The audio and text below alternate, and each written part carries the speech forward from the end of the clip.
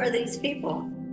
And this is from Consortium News, but Patrick Lawrence is the flautist. And he's got a friend, and he wrote this thing about how notes of a non-voter, and I just love the non-voter. The first paragraph. You know, since we did have an election or a selection last week that I wasn't gleefully here for, and that's what we're here to talk about, is give the none of the above perspective. First of all, we were right. We accurately predicted that it was going to be a shit show, and that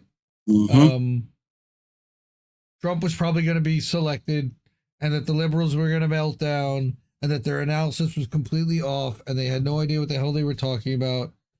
And it would be really funny afterwards to watch them eat crow.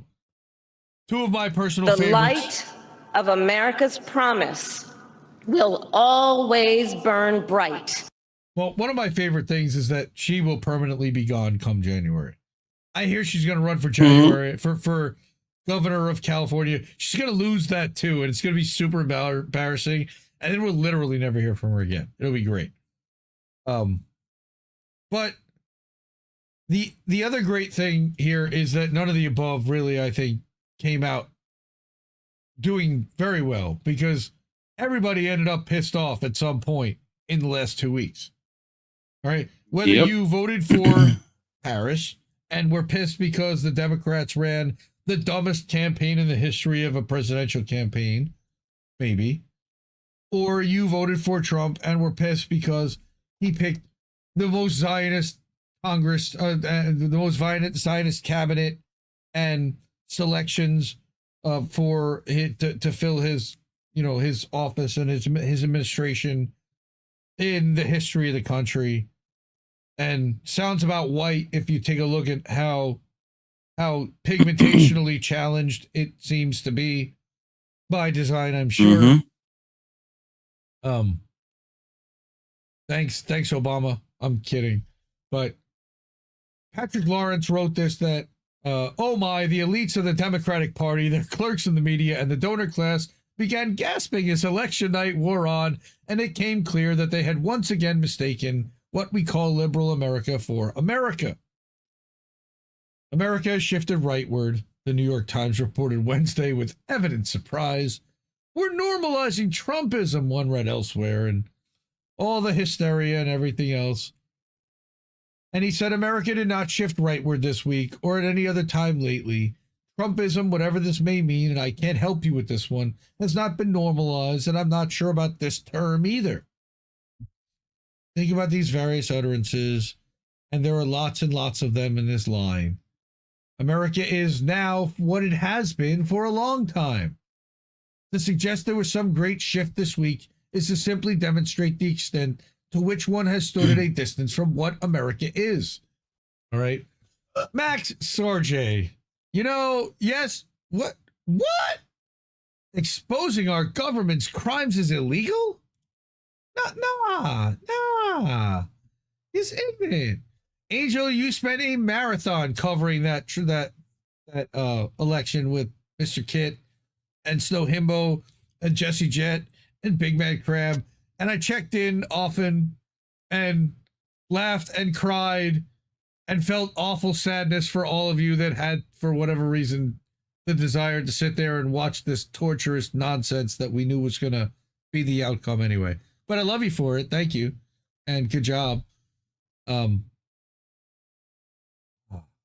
So, yes, to assert that Trumpism has been normalized is to tell roughly 75 million Americans, or not quite 51% of those who voted, that they've not heretofore been normal, and that they will now undergo a process of normalization. They're all on the same side. They all voted for genocide. They all voted a part of who we are. This is all the nonsense, right? So he lays all this stuff out. All right. Joy, right? The other one that I wanted to bring was an Off Guardian article that's everybody knows today from Edward Curtin. All right. Also about the election. And he said, and this is kind of how I felt, When the polls closed on Tuesday night, I was sound asleep like a baby rocking gently in his cradle, lost to the frenzied rants or joyful shouting of the different political cliques. Blacks in this case. Even though I missed the results of what the mass media had been telling us was the most important election in our lifetimes, I was happily oblivious to their cant. I remember hearing that nonsense many times before. I gave up on my country's electoral system more than 50 years ago. This is like the massive none of the above, fuck you, big middle finger, and my hero. Mm-hmm. This is the most election of our lifetime. That's right, Cam. Every presidential election is a contest between two sides of the ruling moneyed elite chosen to represent their interests. It is corrupt beyond repair and was so even then. Do most people have a clue that their country is owned and run by a small group of the super rich and 10 or so financial institutions, such as BlackRock, Vanguard, State Street, Morgan Stanley, JP Morgan Chase, etc.? The big banks and financial interests that in 1947 formed the Central Intelligence Agency, at that time was the OSS, the spearhead of the U.S. warfare state around the world in support of its economy that is reliant on endless war? I think the answer to that is no. The illiterate electorate continually puts its hope in the performers that the spectacles producers put up to front for their interests, failing to grasp that the rulers' interests are not theirs, not our friends. Arguing and anguishing over certain policy differences between Democratic and Republican presidential candidates, they failed to see that both exist to serve global capital, not regular people, that exchanging presidents is a counterfeiter's con game with the voters, the scammers, marks. And we're going to talk about that next, by the way. We're going to cover what Slate has been reporting this week. You got no friends in Washington, D.C. Yes, that's right. Wake up, asshole. Right? Trump's current victory is an example of that, as was Biden's in 2020. Scammers marks. If Harris had won, it would have proven the same. Nothing will fundamentally change. There are two sides of one coin. That is, the system is rigged by the oligarchs, should be obvious, but somehow still isn't to many, including people within my own family. Though I scream about it regularly, they think I need decaf. And maybe they're right, but I still scream about it regularly. Or maybe it's obvious, but people secretly harbor a perverse liking for it.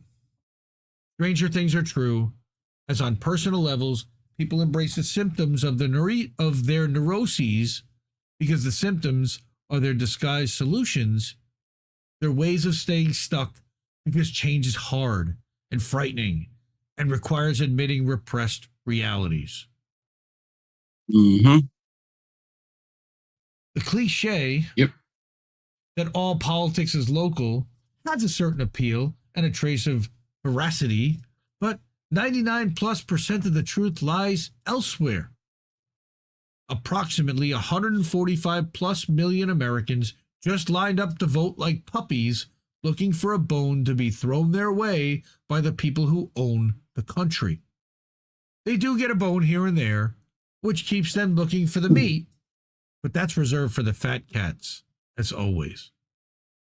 I love that little analogy there. I understand why people prefer upbeat words, but very often the upbeat is really the downbeat of hopelessness in disguise, a cover-up. And seemingly hopeless words, such as that our presidents are the public persona of the rapacious oligarchy, thank you, Jimmy Dore, are actually far more hopeful, even though they reveal long-held assumptions to be delusional. Imagine what would happen, what might happen, if a great portion of people refused to vote for the charlatans chosen to run for president. Hit me with a none of the above. None of the above, brother. None of the above. None of the above. Thank you.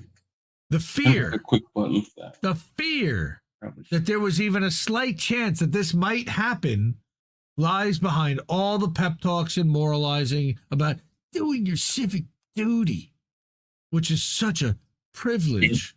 Vote, even if it's for the lesser of two evils. And to learn more about lesser evil logic, by the way, I suggest you look up Pull String by Jett, available on Bandcamp.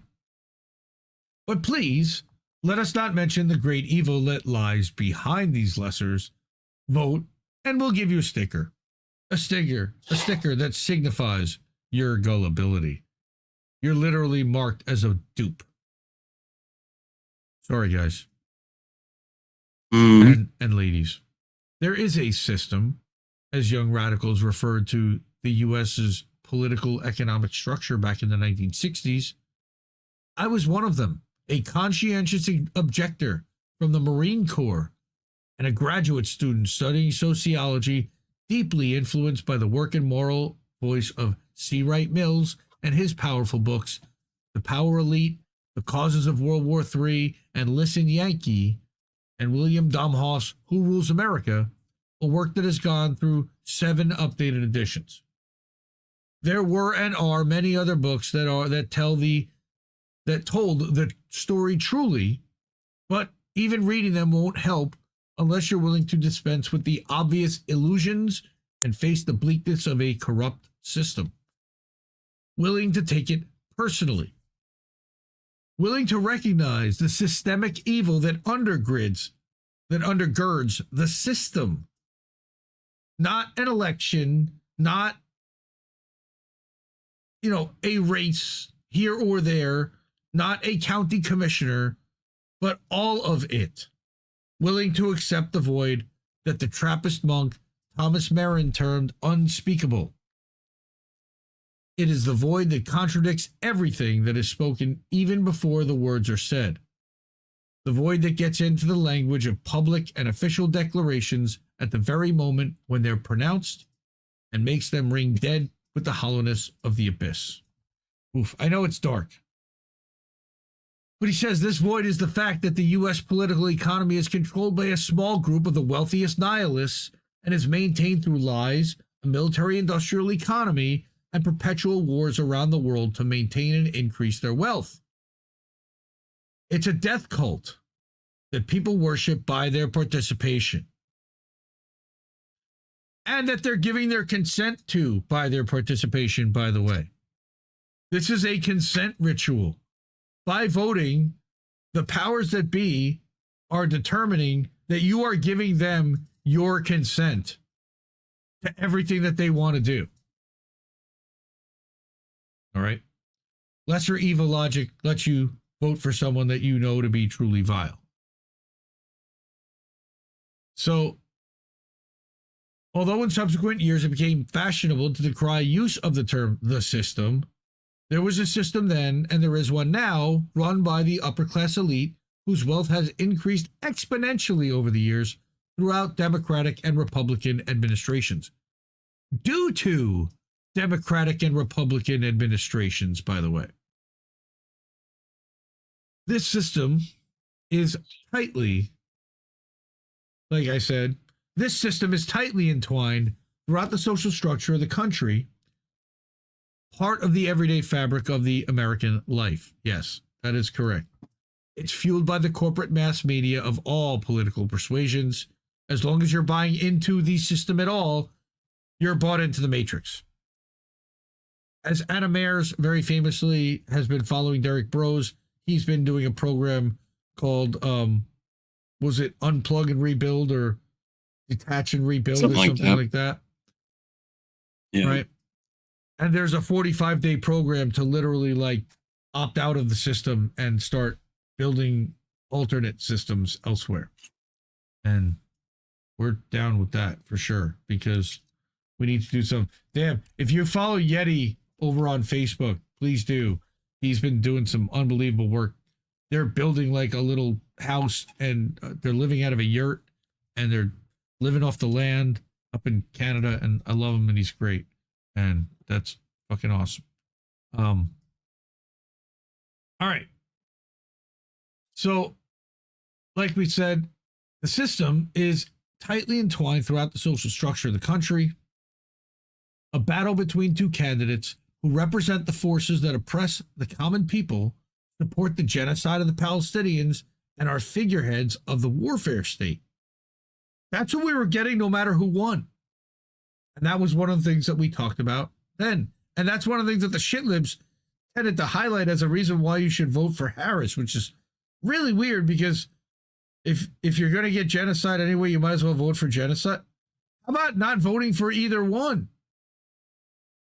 That wasn't even like within 98% of the voting public's mindset, which I still don't understand. The system has evolved its methods of control since the 50s, but is essentially unchanged. It's now monopoly global capitalism joined with the steroidal injection of digital technology and the internet surveillance state to create a seamless marriage of economic exploitation and nonstop propaganda that has co-opted and controlled the working classes and leftist intellectuals alike. Also, the right-wing media structure guy, okay, those middle to upper middle classes who like to consider themselves liberal or progressive accept the status quo because it rewards them at the expense of struggling peoples at home and abroad. Agreed there. Scratch a liberal who's comfortable and a fascist tends to bleed. Mhm. They can afford to play along and look away, being typical Babbitts. And the right wing was always in the pocket of the power elites. Correct. Because the right wing are the power elites. That's what he's trying to say. Ben Shapiro and those who fund him at the Daily Wire, for example. Yep. Tucker Carlson, Chris Pavlovsky at Rumble, and those that fund them over at Peter Thiel and... Oh, Hannity! Oh, Tucker! Oh, Judge Janine! Oh, Steve Ducey! Who's that terrible blonde lady whose own family hates her? Laura Ingram. Oh, Laura Tommy Ingram! Yes! No, Tommy Lawrence. Listen to Peter Phillips, a sociologist in Mills's tradition, who tells the truth that most can't bear to hear and will never accept. His latest book, Titans of Capital. Here he is being interviewed by Robert Scheer, Indie Media Award honoree from Scheer Post. These 10 companies run our democracy. It's nothing new, but to accept it would require an American revolution, which isn't coming. No, it's not coming when so many people do their civic duty and vote for presidential candidates. No, they are coming. They're going to come and vote for presidential candidates fronting for the upper class's interests. Exactly, Monarch. The crypto bros and gals, too. They're just as responsible. Over $125 million dumped into this election cycle. Right? Mm-hmm. What am I going to do? And this continues. Again, this is a pretty long article from Edward Curtin. I definitely will put this in. I'll encourage you guys to read it, the rest of it. We have gotten some new supporters, and we are eternally grateful for it. Wow, incredible. Yes. So we updated the slide. It's now called the Wall of Fame. We made some more room for more people to be able to be added to that wall because we were filling up pretty nice. Thank you so much for that. We are still a couple $100 away from paying off Zago for all of the illustrations, and that's going to be great when we do that. Great success. It has been a great success.